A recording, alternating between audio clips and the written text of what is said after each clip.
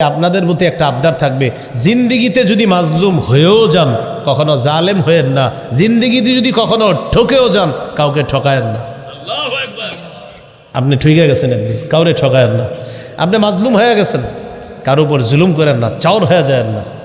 মাজলুমের বদদোয়া আল্লাহর মাঝে কোনো পর্দা থাকে না, সরাসরি চলে যায়। আর আল্লাহ ধরে ধরে মনে করে কি, জালেম মনে করে আমারে তো ধরে না ধরে না ধরে না।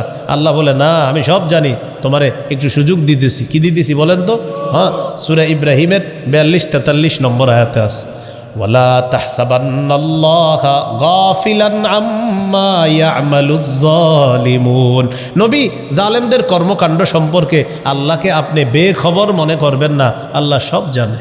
ফালা তাকুল্লাহুমা উফিন, তাদেরকে উফ শব্দটা বলবা না, বিরক্তি প্রকাশ করবা না, বিরক্তি সূচক কোনো শব্দ মুখে আনবা না। 2 নাম্বার, ওয়ালা তানহারহুমা, তাদেরকে কখনো ধমক দিবা না, তাদেরকে কখনো ধমক দিবা। আব্বা আপনি এত বেডের করেন না তো, নাউজুবিল্লাহ, এই কথা কখনো বলবেন। বাবা মা বৃদ্ধ বৃদ্ধা বয়স হয়ে গেলে এক কথা বারবার বলতে পারে বয়সের কারণে, আপনি মন দিয়ে শুনবেন। যদি কথা অনেকগুলো সঠিক নাও হয় তাও বলবেন জি আব্বা, জি আম্মা, জি আব্বা, জি আম্মা, হ্যাঁ হ্যাঁ করে করে। পরে আপনি তো জানেন যে এগুলো কোনটা সঠিক কোনটা বেঠিক, ভদ্রতার সাথে বুঝিয়ে দেওয়ার চেষ্টা করবেন। কিন্তু প্রথমে কোনো বেয়াদবি করবেন না। মুরব্বী মানুষ এক কথা হয়তো 4-5 বার বলে ফেলতে পারে, আপনি মন দিয়ে শুনবেন। কেন? ছোটবেলায় আপনি চিপসের কথা 100 বার বলছেন, আপনার আব্বা রাগ করে নাই। যতবার বলবে চুপচাপ শুনবেন। ফালা তাকুল্লাহুমা উফিন, তাদেরকে উফ শব্দটা বলবা না। ওয়ালা তানহারহুমা, তাদেরকে ধমক দিবা না। 3 নাম্বার, ওয়াকুল্লাহুমা কাওলান কারীমা, তাদেরকে সম্মানসূচক কথা বলবা, ভদ্রভাবে তাদের সাথে কথা বলবা। শহরে যারা থাকেন, মাঝে মাঝে বেড়াইতে বাড়িতে যান, আপনার আম্মা আব্বা দেখবেন পানের বাটাটা নিয়ে সামনে বসবে, আপনার সামনে বসে আপনারে অনেক কথা বলবে। বাজান ওই পুকুরটার এই অবস্থা, জমির এই অবস্থা, আপনি কিন্তু সব জানেন, এরপরেও বলতেছে বসে বসে, মানে একটু ভালো লাগে, অনেকদিন পরে পাইছে তো আপনারে, এই জন্য একটু কথা বলতে চায়। আপনি না মন দিয়ে শুইনেন, একটু সময় দিয়েন, আসলে আপনি দোয়া কামাই করতেছেন, দোয়া। তো এটাই 3 নাম্বার বললেন, ওয়াকুল্লাহুমা কাওলান কারীমা, মা বাবার সাথে সম্মানসূচক কথা বলবা। 4 নাম্বার, ওয়াখফিদ লাহুমা জানাহাদ-দুল্লি মিনার রাহমা, তাদের সামনে নম্র আচরণের মাধ্যমে দয়ার ডানা বিছিয়ে দিবা। ওয়াকুর রব্বিরহামহুমা কামা রব্বায়ানি সগীরা, আর মা বাবার জন্য দোয়া করবা, আল্লাহ ছোটবেলায় আমার মা বাবা আমাকে যেমন লালন পালন করেছে, আপনি তাদেরকে এইভাবে দয়া করেন, মায়া করেন। মা বাবার জন্য দোয়া করা। বলেন সারা জীবন আল্লাহর শুকরিয়া আদায় করব, মা বাবার প্রতি কৃতজ্ঞ থাকব। কারণ আল্লাহর শুকরিয়া আদায় করা, মা বাবার কৃতজ্ঞতা প্রকাশ করা, হুকুমটা আল্লাহর। তাহলে আল্লাহর যে শুকরিয়া আদায় করবেন এটাও আল্লাহর হুকুম, আবার মা বাবার শুকরিয়া আদায় করবেন এটাও কার হুকুম? সূরা লোকমানের 14 নম্বর আয়াতে আল্লাহ বলেন, ওয়াসাইনাল ইনসানা বিওয়ালিদাইহি হামালাতহু উম্মুহু ওয়াহনান আলা ওয়াহনিন ওয়া ফিসালুহু ফি আমাইনি আনিশকুর লি ওয়া লিওয়ালিদাইক। আল্লাহ তাআলা বলেন, আমি মানুষকে হুকুম করলাম মানুষ যেন তার মা বাবার আনুগত্য করে।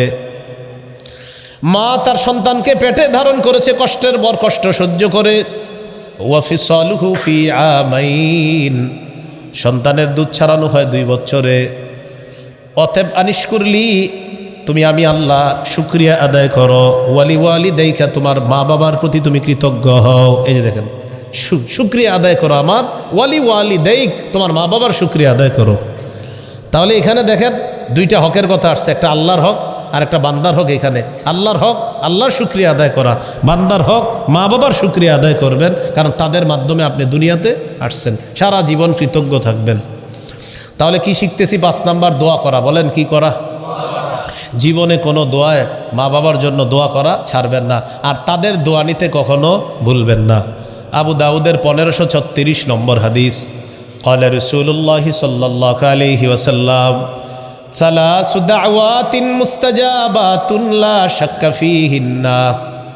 নবীজি বলেন 3 ব্যক্তির দোয়া কবুল হয়ে যায়, এতে কোনো সন্দেহ নাই। বলেন কয় ব্যক্তির দোয়া কবুল হয়ে যায়? 1 নাম্বার দাওয়াতুল ওয়ালিদ, মা বাবার দোয়া। 2 নাম্বার ও দাওয়াতুল মুসাফির, মুসাফিরের দোয়া। 3 নাম্বার ও দাওয়াতুল মাজলুম, মাজলুমের দোয়া। এই 3 ব্যক্তির দোয়া কবুল হওয়ার ব্যাপারে কোনো সন্দেহ নাই। 1 নাম্বার মা বাবার দোয়া, 2 নাম্বার মুসাফিরের দোয়া, 3 নাম্বার মাজলুমের দোয়া। মাজলুমের দোয়া এটা তো আজীব জিনিস, মাজলুম বানায় না কাউরে।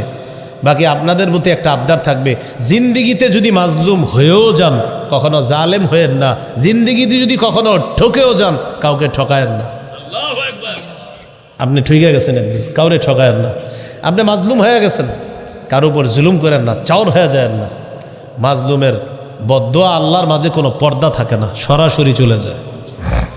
আর আল্লাহ ধরে ধরে মনে করে কি, জালেম মনে করে আমারে তো ধরে না ধরে না ধরে না। আল্লাহ বলে না, আমি সব জানি, তোমারে একটু সুযোগ দিতেছি। কি দিতেছি বলেন তো? হ্যাঁ, সূরা ইব্রাহিমের 42-43 নম্বর আয়াতে আছে, ওয়ালা তাহসাবান্নাল্লাহা গাফিলান আম্মা ইয়ামালুজ জালিমুন। নবী, জালেমদের কর্মকাণ্ড সম্পর্কে আল্লাহকে আপনি বেখবর মনে করবেন না, আল্লাহ সব জানে। ইন্নামা ইউআখিরুহুম, আল্লাহ বলেন আল্লাহ তাদেরকে ঢিল দেয়, আল্লাহ তাদেরকে সুযোগ দেয়। কি দেয়? সুযোগ দেয়। বাকি একদিন ধরে ফেলে। তাহলে আল্লাহ আমাদেরকে হেফাজত করেন। তো বলেন ভাই, মা বাবার বদদোয়া কামাই করা যাবে না, মাজলুমের বদদোয়া কামাই করা যাবে না।